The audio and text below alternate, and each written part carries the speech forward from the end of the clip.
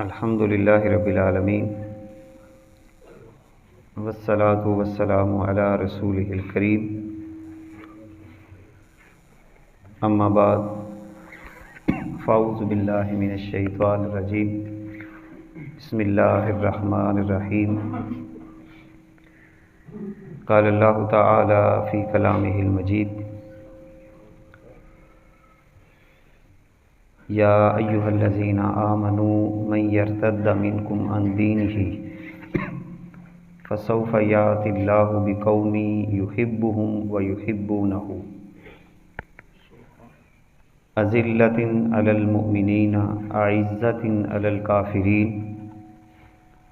یجاہدون فی سبیل اللہ ولا یخافون لومۃ لائم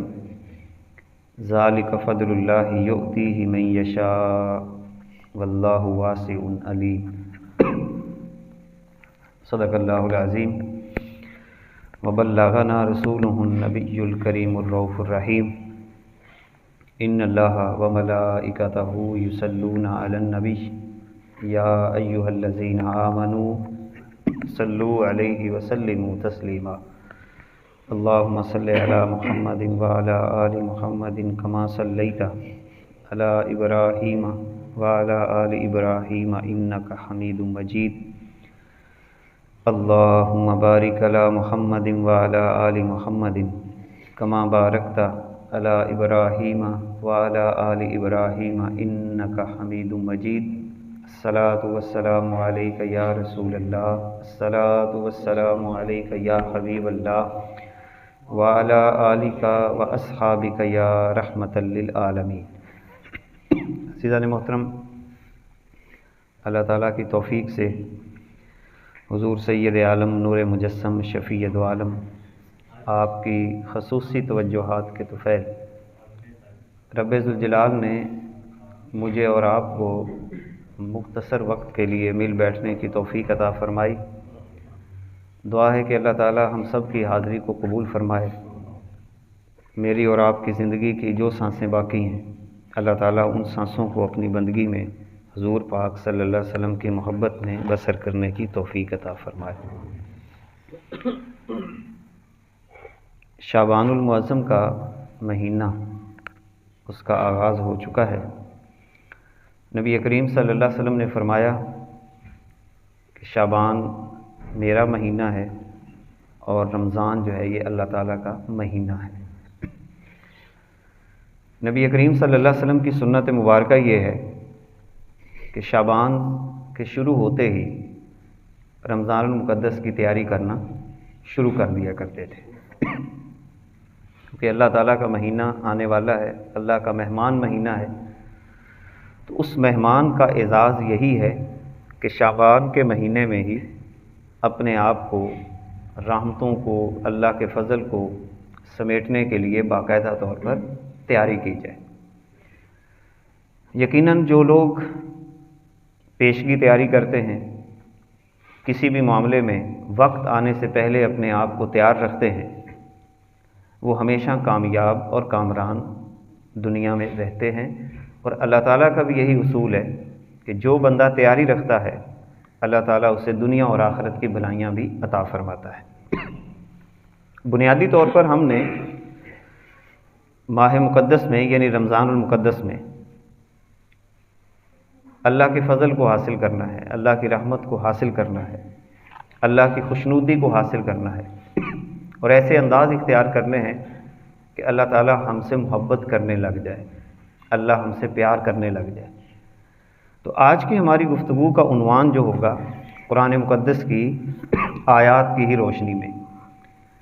کہ اللہ تعالیٰ کن لوگوں سے محبت کرتا ہے، اور جن سے محبت کرتا ہے ان کی نشانیاں کیا ہیں، ان کا طرز زندگی کیا ہے، وہ رہتے کیسے ہیں، ان کی طبیعت کا انداز کیا ہے، گفتگو کا انداز کیا ہے، لوگوں کے ساتھ کیسے مل جل کر رہتے ہیں۔ یہ ساری باتیں آج ہم اس لیے اور اس نیت کے ساتھ پڑھیں گے کہ ہم ابھی سے اس کی تیاری کریں تاکہ رمضان المقدس آنے سے پہلے یہ باتیں ہماری طبیعت میں پیدا ہو جائیں اور رمضان کا پھر خاص مہینہ جب اللہ کی رحمتیں چھم چھم برس رہی ہوتی ہیں، ہم تو اللہ سے پیار کرنے کی کوشش ضرور کر ہی رہے ہیں، تو ہم اس امید اور یقین کے ساتھ کہ اللہ تعالیٰ بھی ہمیں اپنا محبوب بنا لے گا، کیونکہ یہ بات واضح ہے۔ آقا کریم علیہ الصلوۃ والسلام خود ارشاد فرماتے ہیں، من احب لقاء اللہ، جو بندہ اس بات کو پسند کرتا ہے کہ وہ اللہ سے ملاقات کرے، یعنی اس کے دل میں شوق پیدا ہو گیا کہ میں اللہ سے ملاقات چاہتا ہوں، اللہ سے ملنا چاہتا ہوں، تو حضور فرماتے ہیں احب اللہ لقاءہ، تو جب اس کے دل میں شوق پیدا ہوتا ہے کہ میں اللہ سے ملاقات کرنا چاہتا ہوں، تو اللہ تعالیٰ بھی اپنے بندے سے ملاقات کا شوق رکھتا ہے۔ تو یہ دو طرفہ شوق پیدا کرنے کے لیے جب ہم اپنے رویوں پہ، اپنی زندگی کے انداز پہ غور کریں گے، دیکھیں گے کیا کمزوریاں ہیں، کیا کوتاہیاں ہیں، کس انداز کے ساتھ میں نے آگے بڑھنا ہے، تو پھر یہ سفر جو ہے وہ آسان ہو جاتا ہے۔ اس سلسلہ میں صرف آج قرآنی آیات ہی آپ کے سامنے پیش کرنا ہے۔ سب سے پہلی آیت سورہ البقرہ کی، اللہ تعالیٰ فرماتا ہے ان اللہ یحب التوابین ویحب المتطہرین، اللہ تعالیٰ محبوب رکھتا ہے توابین کو اور متطہرین کو۔ اب اس آیت کے اندر اللہ تعالیٰ نے اپنے محبوبوں کی، یعنی اللہ کے محبوبوں کی دو صفات کا ذکر کیا ہے۔ پہلی صفت توابین، ایک ہوتا ہے تائب، یعنی توبہ کرنے والا، تو یہ صفت جو تائب کی صفت ہے یہ کبھی کبھی ہوتی ہے، یعنی توبہ کی پھر بھول گیا، لیکن تواب اسے کہا جاتا ہے جو ہر وقت توبہ کرتا رہے، یعنی اللہ کو ایسا بندہ بڑا پسند ہے، یعنی بعض دفعہ ہم توبہ کرتے ہیں پھر بھول جاتے ہیں، لیکن تواب اور اس کی جمع ہے توابین، تواب اس بندے کو کہا جاتا ہے جو لمحہ بلمحہ، قدم بقدم، ہر لحظہ ہر گھڑی اللہ کی بارگاہ میں توبہ کرتا رہے، یعنی تھوڑی سی اس نے دیکھا کہ یہ مسٹیک ہو گئی، یہ غلطی ہو گئی، یا اللہ مجھے معاف کر دے، مجھے معاف کر دے، روٹی کھاتے ہوئے بھی توبہ کرے گا، یا اللہ تو نے روٹی عطا کر دی اور میں تیرے سامنے اس انداز کے ساتھ پیش آتا ہوں، میری توبہ، مجھے معاف کر دے۔ قدم غلط اٹھ گیا، فوراً اس نے توبہ کر لی۔ حتیٰ کہ چونکہ انسان جب اس منزل میں آگے بڑھتا ہے اللہ کی محبت میں، یہ بات ذہن میں رہے، یہ جہاں مزے والی ہے یہاں تھوڑی سی کٹھن بھی ہے، یعنی لطف اس طرح آتا ہے کہ جب انسان کی طبیعت پر اللہ کی محبت کی کیفیت طاری ہوتی ہے، آواز تھوڑی سی اور آہستہ، اللہ کی محبت طاری ہوتی ہے، اسے لطف آتا ہے، مزہ آتا ہے، یعنی وہ اپنی مستی میں ہوتا ہے، اپنے انداز میں ہوتا ہے، اپنی فکر میں ہوتا ہے، اس کو کوئی کسی قسم کی کوئی پریشانی، کوئی تکلیف، کوئی گھمانڈ، کوئی غرور نہیں ہوتا، لیکن پھر بھی شیطان نے وار کرنا ہی کرنا ہے، یعنی یہ منزل ایسی ہے کہ شیطان نے وار کرنا ہے، جگہ بہ جگہ وار کرنا ہے۔ مثلا آپ کے اور میرے ذہن میں یہ بات ڈال دے گا کہ بڑا نیک ہے تو بڑا اچھا ہے، تو بہت آگے جا رہا ہے، تو یہ احساسات جب انسان کی طبیعت میں پیدا ہوں تو اس وقت بھی توبہ کرنی ہے، یا اللہ مجھے معاف کر دے، میرا تو کوئی کمال نہیں ہے، یہ ساری شانیں تیری ہیں، علم تو نے دیا ہے، تقویٰ تو نے دیا ہے، میرا تو کوئی کمال نہیں ہے۔ تو اسے کہا جاتا ہے کہ وہ انسان میں ایسی کیفیت کا پیدا ہونا کہ ہر وقت رب سے معافی مانگتا رہے۔ دیکھیں حضور علیہ الصلوۃ والسلام کی ذات جو سید الانبیاء بھی ہیں، امام الانبیاء بھی ہیں، مگر آپ کی طبیعت کیسی تھی؟ آپ خود ارشاد فرماتے ہیں کہ میں ایک دن میں 70 دفعہ سے زیادہ اللہ سے معافی مانگتا ہوں۔ تو اندازہ لگائیں حضور پہ گناہ تو نہیں کرتے تھے، نہ کسی پہ کوئی زیادتی کرتے تھے، کچھ بھی نہیں ہے، مگر حضور خود فرماتے ہیں کہ میں ایک دن میں 70 دفعہ سے زیادہ اللہ کی بارگاہ سے معافی مانگتا ہوں۔ تو ایسے لوگ اللہ کو پیارے لگتے ہیں جو ہر وقت سادہ لفظوں میں توبہ کرتے رہیں، جگہ جگہ پہ توبہ کرتے رہیں، اپنے لہجہ کہیں پہ غلط ہو گیا، یار یہ تو میں ایسے مجھے نہیں بولنا چاہیے تھا، یا اللہ مجھے معاف کر دے، لوگوں سے معافی مانگ لی، کیونکہ توبہ کا تعلق اللہ کے ساتھ بھی ہے اور انسانوں کے ساتھ بھی ہے۔ اگر اللہ کے حقوق میں کوئی کوتاہی ہو گئی ہے تو اللہ سے معافی مانگنی ہے، کسی سے سخت جملہ بول بیٹھا، کسی کو تنگ کر بیٹھا، کسی کو تکلیف دے بیٹھا، وہ گھر میں ہو، وہ باہر میں ہو، گلی میں ہو، محلے میں ہو، دفتر میں ہو، راہ جاتے ہوئے ہو، کسی بھی حوالے سے اس کی طبیعت سے اس کو محسوس ہو گیا کہ یار مجھ سے کہیں غلطی ہو گئی ہے، تو فوراً یار مجھے معاف کر دینا، مجھے یہ نہیں کرنا چاہیے تھا وغیرہ، اس طرح کا انداز اختیار کر کے وہ توبہ اور استغفار کرے۔ ادھر یہ بندہ انداز اختیار کرتا چلا جائے گا، ادھر رب کا محبوب بنتا چلا جائے گا۔ دوسری بات فرمائی وَيُحِبُّ الْمُتَطَہِّرِينَ، اللہ تعالیٰ پسند کرتا ہے متطہرین کو۔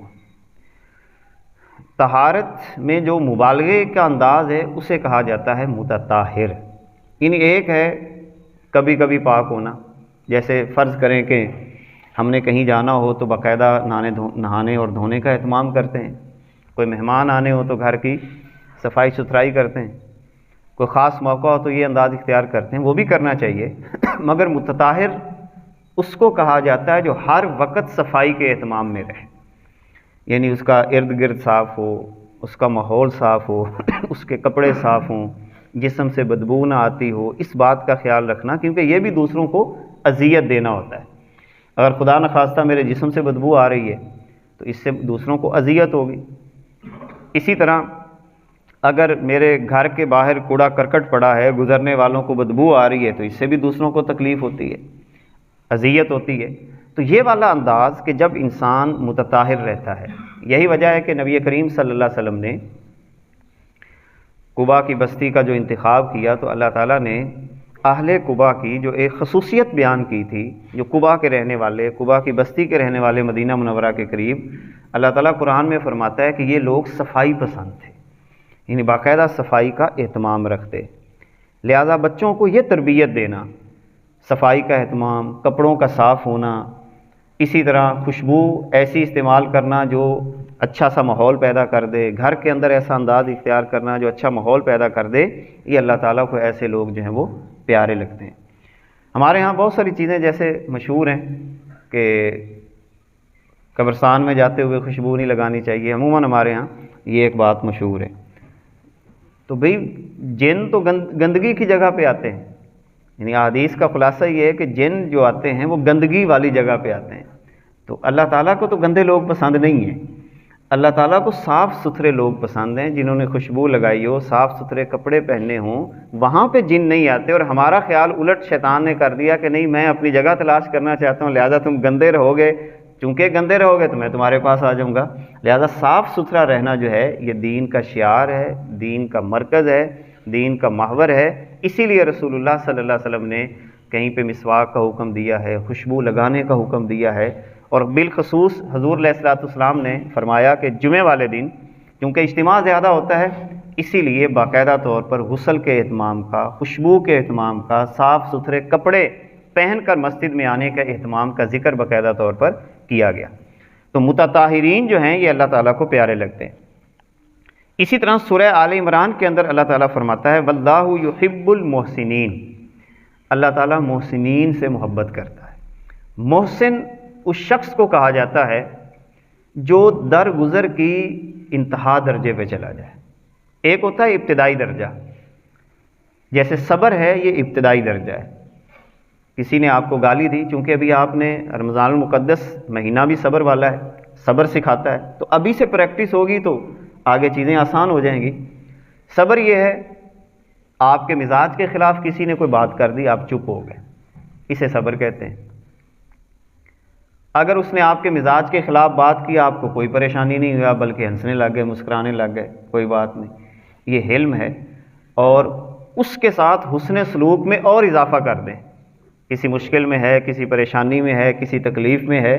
اور آپ نے پھر یہ نہیں دیکھا کہ اس نے مجھے گالی دی تھی، اس نے مجھے کھانا نہیں پوچھا تھا، اس نے مجھے پانی نہیں پوچھا تھا، یا کوئی ایسا انداز ذہن میں بٹھا لیا، ایسا انداز اختیار کیے بغیر اس کے ساتھ محبت کے جذبات کو اور بڑھا دینا، اسے کہا جاتا ہے احسان، اور کرنے والے کو کہتے ہیں محسن۔ تو اللہ تعالیٰ محسن لوگوں سے کیا کرتا ہے؟ محبت کرتا ہے۔ تو ابھی سے یہ پریکٹس شروع کر دیں۔ اب سیدھی سی بات ہے، محسن کے مقام تک پہنچنے کے لیے پہلے کیا کرنا ہوگا؟ صبر کرنا ہوگا۔ یعنی کسی کی بات کو بس ٹھیک ہے اس نے کی ہے، آئی گئی کر دیں، اس کے اوپر کوئی تبصرہ نہ کریں۔ کسی نے آپ کو آ کے کہا کہ فلاں نے آپ کے لیے یہ بات کی ہے، یار کوئی بات نہیں، وہ میرا بھائی ہے، کوئی بات نہیں، کام چلتا رہتا ہے، اس نے بھی مر جانا ہے، میں نے بھی مر جانا ہے، مجھے جھگڑے کی کوئی ضرورت نہیں ہے، مختصر سی زندگی ہے، کیوں ہم ایسے تلخیوں میں گزار دیں؟ تو یہ والے رویے اختیار کرنے والا بندہ جو ہے وہ اللہ کا محبوب بن جاتا ہے، وہ اللہ کا پیارا بن جاتا ہے۔ تو محسن بننے کی کوشش کریں، آپ دیکھیں گے کہ کیسے اللہ تعالیٰ آپ کو اپنا محبوب نہیں بناتا، اور جب محبوب بناتا ہے تو پھر آگے انشاءاللہ نتیجہ بھی بیان کریں گے۔ جب بندہ اللہ کا محبوب ہو جاتا ہے تو پھر اللہ کیا کرتا ہے، یہ انشاءاللہ آخر میں جا کے بیان کروں گا۔ تیسری آیت سورہ آل عمران کی ہی ہے، اللہ تعالیٰ فرماتا ہے واللہ یحب الصابرین، یہاں پہ صبر کرنے والوں کا ذکر آ گیا، اور صبر کی تعریف بشرافی رحمہ اللہ بڑی پیاری تعریف کرتے ہیں، تمام تعریفوں کا جامع سمجھ لیں۔ آپ سے کسی نے پوچھا یہ صبر کیا ہوتا ہے،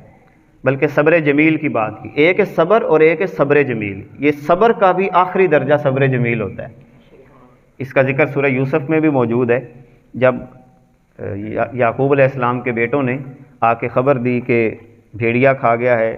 اور اپنا ایک قصہ اور کہانی وہاں پہ بیان کی، تو اس وقت حضرت یعقوب علیہ السلام نے جو جملہ وہاں پہ استعمال کیا تھا فصبر جمیل، فصبر جمیل، یعنی بیٹوں کو مارا نہیں ہے، کوئی ڈانٹا نہیں، اللہ پہ چھوڑ دیا۔ اب ذرا دیکھ لیں، جب بات اللہ پہ چھوڑی اور باپ نے وقتی طور پہ دکھ سہ لیا، صبر کر لیا اور صبر جمیل کر لیا، کیونکہ صبر جمیل بشرافی فرماتے ہیں کہ جب انسان کی زبان پہ شکوہ ختم ہو جائے اسے صبر جمیل کہتے ہیں۔ کتنی پیاری بات ہے، ہم تو چولہے پہ بیٹھے ہوتے ہیں تو شکوے، بیٹھک پہ بیٹھ جائیں تو شکوے، دو چار بیلی آپس میں بیٹھ جائیں تو شکووں کی فہرست شروع ہو جاتی ہے۔ ان چکروں میں پڑھنے کی ضرورت ہی کیا ہے، اپنا کام کریں، اپنی محنت کریں، لوگوں کے لیے بھلائیاں کریں، کسی سے کیا شکوہ کرنا، یعنی انسان کو دے کیا سکتا ہے، کچھ بھی نہیں، کسی سے توقع ہی کیا رکھنی، کسی سے انعام کی توقع ہی کیا رکھنی ہے، کوئی کیا کہتا ہے کیا نہیں کہتا، ان سے آزاد ہو جائیں۔ اگر ترقی کرنی ہے، اگر خود آگے بڑھنا ہے، بچوں کو بہت آگے لے کے جانا ہے، تو ان چیزوں سے آزاد کر دیں بچوں کو۔ کتنا وقت ضائع کرتے ہیں ہمارے ہم دیہاتوں کی، اپنے برادریوں کی لڑائیوں کو بعد دفعہ غور کریں،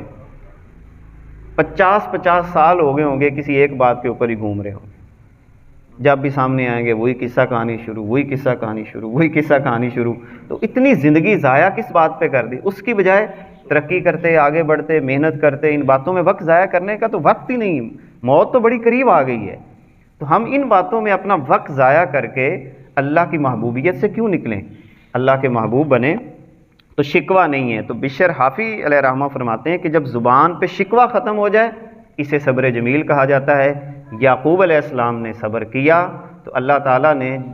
انعام یہ عطا کیا کہ جس بیٹے پہ صبر جمیل کیا مصر کا بادشاہ بنا دیا۔ اب اندازہ لگائیں، باپ نے صبر جمیل کیا اور بیٹے نے بھی آگے صبر کیا، تو اندازہ لگائیں کہ اللہ نے کہاں سے کہاں تک پہنچا دیا۔ اگرچہ درمیان میں کتنے کٹھن مرحلے ہیں، قید ہے اور بکنا ہے اور الزام لگے ہیں اور کتنی وہاں پر باتیں ہیں، مگر حضرت یوسف علیہ السلام بھی ہر بات اللہ پہ چھوڑتے رہے اور یعقوب علیہ السلام بھی بس اللہ سے لو لگا کے بیٹھے ہوئے ہیں، تو اللہ تعالیٰ نے کتنا بڑا انعام وہاں پہ عطا فرما دیا۔ اسی طرح سورہ المائدہ میں اللہ تعالیٰ فرماتا ہے ان اللہ یحب المقسطین، اللہ تعالیٰ مقسطین کو پسند کرتا ہے۔ مقسط کسے کہتے ہیں؟ جو اپنی ساری زندگی عدل کے مطابق بسر کرے، سادہ لفظوں میں طرفداری نہ کرے،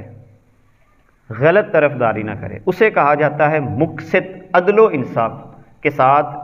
ڈنڈی کو سیدھا رکھنے والے کو کہا جاتا ہے مقسط، یعنی اس نے یہ نہیں دیکھنا کہ یہ سامنے کون ہے، اس نے یہ دیکھنا ہے کہ اللہ کا کیا حکم ہے۔ بس جو بندہ اپنی زندگی کا یہ معیار بنا لے، چاہے اس کا سگا بیٹا ہو، چاہے اس کا کوئی بھائی ہو، چاہے اس کا کوئی اپنا ہو، رشتہ دار ہو، پرایا ہو، جو مرضی ہو، اس نے بات زندگی میں ہمیشہ ناپ تول کے کرنی ہے، انصاف کے ساتھ کرنی ہے، اور اس معاملے میں کوئی جھول نہیں کھانی۔ تو اللہ فرماتا ہے کہ جس بندے کی زندگی ایسی ہو جاتی ہے یہ بندہ بھی میرا محبوب بن جاتا ہے۔ ایک تو محبوبیت ملی، دوسرا حضور علیہ الصلوۃ والسلام فرماتے ہیں، الجامع صحیح المسلم کی روایت ہے کہ کل قیامت کے دن 7 لوگوں کو اللہ تعالیٰ عرش کا سایہ عطا کرے گا، اور ان 7 لوگوں میں جو سب سے پہلے نمبر پہ جس کا ذکر کیا فرمایا امام عادل، جس کی پوری زندگی عدل کے ساتھ گزرے گی،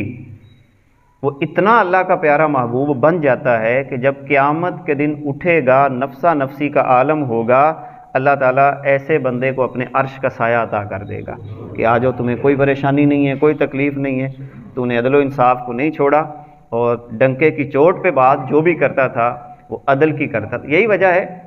کہ قرآن مقدس کے اندر یہ بات بھی اللہ نے کی کہ کسی کی دشمنی بھی تمہیں اس بات پہ نہ ابھارے کہ تم عدل کی بات نہ کر سکو۔ مثال کے طور پر کسی کے ساتھ میری لڑائی ہے، جھگڑا ہے، مگر کوئی معاملہ میرے سامنے ایسا آ گیا ہے کہ وہ ٹھیک ہے، اب مجھے ایسا نہیں چاہیے کہ میری اس کے ساتھ اگر دشمنی ہے یا لڑائی ہے تو میں اس کی جو صحیح بات ہے اس کو بھی غلط کہنا شروع کر دوں۔ تو اسی لیے یہاں پہ فرمایا ان اللہ یحب المقسطین، اللہ تعالیٰ جو ہے وہ مقسطین کو پسند کرتا ہے۔ سورہ آل عمران کے اندر اللہ تعالیٰ فرماتا ہے ان اللہ یحب المتوکلین، اللہ تعالیٰ توکل کرنے والوں سے بھی محبت کرتا ہے۔ اب توکل کا مطلب کیا ہے؟ کہ اسباب کو حرکت میں لانا، یعنی جتنی ہر انسان کی اپنی ایک لیمٹ ہوتی ہے، کوئی ذمہ دارہ کرتا ہے وہ اپنے اسباب کو حرکت میں لائے۔ ہم اپنے مریضوں کا علاج کرواتے ہیں، جو ہماری وسعت ہے اس کے مطابق اس کو دوائی لے کے دے دیں، یا اگر کسی جگہ پہ آپ محنت یا مزدوری کرتے ہیں تو جو آپ کی ہے محنت مزدوری اس کو بروئے کار لائیں، اور پھر نتیجے پہ غور نہیں کرنا، اسے توکل کہا جاتا ہے۔ اب دیکھیں ہمارے ہاں کتنے لوگ ٹینشن کا شکار ہیں اسی بات کے اوپر کہ بھی محنت کی تھی اتنا اجر ہی نہیں ملا، کبھی فصلوں پہ پریشان ہو رہے ہوتے ہیں، کبھی کسی شے پہ پریشان۔ بھی اللہ کا نظام ہے، جو کام اللہ کا ہے وہ اللہ کو کرنے دیں، آپ کیوں پریشان ہوتے ہیں؟ وہ بھوکا نہیں مارے گا، اور آج تک کوئی بھوکا مرا بھی نہیں ہے، وہ ہم اپنی مرضی سے مریں تو مریں، لیکن اللہ تعالیٰ نے ہمیں بڑا وافر رزق عطا کیا ہوا ہے۔ تو توکل جو ہے وہ کیا ہے کہ آپ اپنے اسباب کو حرکت میں لاتے رہیں، جو آپ محنت کر سکتے ہیں وہ کریں۔ آپ پڑھاتے ہیں تو پڑھاتے رہیں، یہ آپ کی محنت ہے۔ آپ کسی دفتر میں کام کرتے ہیں تو کرتے رہیں، یہ آپ کی محنت ہے۔ آپ ہل چلاتے ہیں تو ہل چلائیں، لیکن نتیجے پہ غور نہیں کرنا۔ نتیجہ اللہ کے ذات کے سپرد کر دیں، وہ 100 دے، وہ 50 دے، وہ 10 دے، وہ کچھ بھی نہ دے، بس یہ کہنا کہ یا اللہ مجھے تیری ہی ذات پہ بھروسہ ہے۔ اور ان متوکلین کے بارے میں جہاں یہ بات کی گئی ہے نا کہ اللہ ان سے پیار کرتا ہے، وہاں یہ بات بھی حدیث پاک میں آتی ہے کہ یہ جو توکل کرنے والی کیٹاگری والے لوگ ہوتے ہیں، یہ اتنے اللہ کے محبوب ہوتے ہیں، اتنے محبوب ہو جاتے ہیں کہ جب قبروں سے اٹھیں گے تو سیدھے جنت میں چلے جائیں گے، کوئی حساب کتاب بھی نہیں۔ اندازہ لگائے، کیونکہ دیکھیں ہم جب دنیا میں حساب کتاب رکھیں گے نا تو پھر حساب تو ہمارا بھی ہونا چاہیے نا۔ جب ہم یہ کہیں کہ میں نے اتنی محنت کی، مجھے یہ نہیں ہوا، فلاں نہیں ہوا، اللہ نے یہ میرے ساتھ کر دیا، فلاں کر دیا، جب آپ اللہ سے حساب کتاب کریں گے تو بھی اللہ بھی آپ سے حساب کتاب کرے گا۔ اور جب آپ اللہ سے حساب نہیں کریں گے، یا اللہ جو دیا بس ٹھیک ہے تیری مرضی ہے، تو یہ توکل ہی ہے نا، بھروسہ اس پہ کر لینا، کہ اس پہ مطمئن ہو جانا۔ تو یقیناً جب بندے کے دل کے اندر توکل کی کیفیت پیدا ہو جائے گی تو حدیث پاک میں آتا ہے کہ اللہ تعالیٰ ایسے لوگوں کو بغیر حساب کتاب کے جنت میں داخلہ عطا فرما دے گا۔ اچھا، اسی طرح ایک اور بات یہاں پہ فرمائی، اللہ تعالیٰ فرماتا ہے کہ اے ایمان والو، اگر کوئی تم میں سے اپنے دین سے پھر جائے فسوف یأتی اللہ بقوم یحبہم ویحبونہ، کہ ان قریب پھر اللہ ایسے لوگوں کو لائے گا کہ اللہ ان سے محبت کرے گا اور وہ اللہ سے محبت کریں گے۔ اب 3 باتیں یہاں پہ اللہ تعالیٰ نے ذکر کی ہیں، اور میں یہ سمجھتا ہوں جس بندے میں وہ ابھی جو میں نے جتنی آیات آپ کے سامنے پڑھی ہیں اور ان میں جتنی ہم نے صفات کا ذکر کیا، پہلی صفت کثرت سے توبہ کرنے والے، یعنی ہر وقت اللہ سے معافی مانگنے والے۔ دوسری صفت پاک صاف رہنے والے، صاف ستھرے رہنے والے۔ نمبر 3 احسان کرنے والے۔ نمبر 4 صبر کرنے والے۔ نمبر 5 عدل و انصاف کے مطابق اپنی زندگی کو بسر کرنے والے۔ نمبر 6 تقوی اختیار کرنے والے۔ نمبر 7 توکل کرنے والے۔ یہ 7 صفات جو اللہ تعالیٰ یہاں پہ ذکر کر رہا ہے، جن لوگوں میں یہ پیدا ہو جائیں گی، اب ان کی عملی زندگی کیسی ہو جائے گی. یہ تو تھا ساری جو صفتیں پیدا ہو گئیں. فرمایا کہ جن سے اللہ محبت کرتا ہے ان کی پہلی نشانی اگر ان کی عملی زندگی میں دیکھنی ہو، اب یہ ہے وہ ٹیسٹر کہ میں محسوس کروں کہ کیا مجھ سے اللہ محبت کرتا ہے یا نہیں کرتا. فرمایا اس کی پہلی نشانی ہوگی اذلۃ علی المؤمنین، وہ مومنوں کے ساتھ بڑا نرم ہوگا. ایسے لوگ خوش نصیب ہیں جو اپنے ساتھیوں سے نرم رہتے ہیں اور وہ یہ یقین کر لیں کہ اللہ ان سے محبت کرتا ہے. یہ بڑے سادہ سی بات یہاں پہ ہے کہ اگر آپ نرم ہیں، لوگوں سے نرم ہیں، پڑوسیوں سے نرم ہیں، رشتہ داروں سے نرم ہیں، دوست احباب سے نرم ہیں، طبیعت میں سختی نہیں ہے، مسلمانوں کے حوالے سے آپ کی طبیعت میں نرمی ہے، دفتر میں راہ جاتے ہوئے، یہ پریکٹیکل لائف جو ہماری ہوتی ہے عملی زندگی میں ہی پہ ہم نے دیکھنا ہے نا. گھر میں نرمی ہے تو اس کا مطلب یہ ہے کہ آپ اللہ کے محبوب ہیں، آپ اللہ کے محبوب ہیں، اللہ آپ سے محبت کرنے لگ گیا ہے. نمبر 2 اعزۃ علی الکافرین، ہاں کفر کے نظام کے اوپر بڑے سخت ہے، یعنی کوئی انہیں چکمہ دے. جیسے آج کل کتنے نوجوان ایسے ہیں جو معاذ اللہ قادیانی بن کے اپنی نیشنلٹی کو حاصل کرنے کے لیے بیرون ملک جا رہے ہیں، وہاں پہ غلط نکاح پڑھ کے اپنے آپ کو صرف پیسے کی خاطر یہ سارا کام کر رہے ہوتے ہیں، کئی جگہوں پہ اپنا ایمان بیچ دیتے ہیں. زندگی تو ختم ہو ہی جانی، لیکن اللہ کے نظام کے اوپر کوئی کمپرومائز نہیں کرتے، کوئی کافر ان کو مروب نہیں کر سکتا. تو یہ مومن کی یعنی جن سے اللہ محبت کرتا ہے ان کی یہ دوسری صفت ہے. تیسری صفت یہاں پہ یہ یجاہدون فی سبیل اللہ، اللہ کے راستے میں بھرپور کوشش کرتے ہیں، یعنی دن رات ان کی کوشش کا مرکز اور محور اللہ کا راستہ ہوتا ہے. گھر میں، بازار میں، جہاں پر بھی ہو وہ اللہ کے راستے کے لیے کوشش میں لگے ہوئے ہوتے ہیں. اور فرمایا ولا یخافون لومۃ لائم، آخری بات بڑی اہم فرمائی. جب آپ اس راستے پہ چلیں گے، ابھی آپ چل کے دیکھ لیں نا، گھر میں بھی بیٹھے ہوں تو آپ کو کسی نے آ کے کہا کہ فلاں نے تیرے خلاف یہ بات کی ہے اور آپ آگے سے کہیں یار کوئی بات نہیں، تو آپ کو شاید گھر والے کہیں لو جی ہم تو ڈر گئے ہیں، تو چتو بن گئے ہیں، آپ کو ملامت کریں گے. آپ کو کئی جگہ پہ ملامت کیا جائے گا. اس سلسلہ کے اندر لوگ آپ کو تکلیف دیں گے، پریشان کریں گے، ٹکا کے ملامت کریں گے. لیکن اللہ فرماتا ہے جن سے میں محبت کرتا ہوں ان کو کسی ملامت کرنے والے کی ملامت کا کوئی خوف نہیں ہوتا. ٹھیک ہے تو کہتا رہے جو کرنا، میں نے تو اپنے اللہ کو راضی کر. کوئی چتو کہے، کوئی ڈرپوک کہے، کوئی مرضی جو الزام لگاتا رہے، آپ نے اللہ کو راضی کرنا ہے. یوسف علیہ السلام پہ کتنا بڑا الزام لگا، اللہ پہ چھوڑ دیا، اللہ نے مصر کا بادشاہ بنا دیا. نبی کریم صلی اللہ علیہ وسلم پہ کتنے الزامات لگے، آپ نے کبھی کسی الزام کی پرواہ نہیں کی. تو جو اللہ کے بندے ہوتے ہیں وہ اس ٹینشن میں پڑتے ہی نہیں ہیں. وقت ضائع کرنا ہے نا، جتنا مرضی کر لیں آپ، کسی اس کے اوپر آپ وقت ضائع کر لیں جتنا مرضی کرنا ہے. تو اسی لیے فرمایا کہ لا یخافون لومۃ لائم، کسی ملامت کرنے والے کی ملامت کا کوئی خوف انہیں نہیں ہوتا کہ کون کیا کہتا ہے، کیا کرتا ہے. ذالک فضل اللہ، یہ اللہ کا فضل ہے. یؤتیہ من یشاء، اللہ جسے چاہتا ہے یہ اپنا فضل عطا فرماتا ہے. واللہ واسع علیم، اور اللہ بڑی وسعت والا اور جاننے والا ہے. لہٰذا رمضان کے آنے سے پہلے یہ تقریباً 7 صفات جو اپنی طبیعت میں پیدا کریں گے، شعبان میں اس کی تیاری کریں. اپنے لہجے، اپنے انداز، اپنا زندگی کا رویے، یہ ساری چیزیں اپنی آپ دیکھیں تاکہ رمضان المقدس کے مہینے میں اللہ کی رحمتوں کو اپنے دامن میں اچھے انداز میں سمیٹ سکیں. اللہ تعالی ہم سب کی حاضری کو اپنی بارگاہ میں شرف قبولیت عطا فرمائے. وآخر دعوانا الحمد للہ رب العالمین.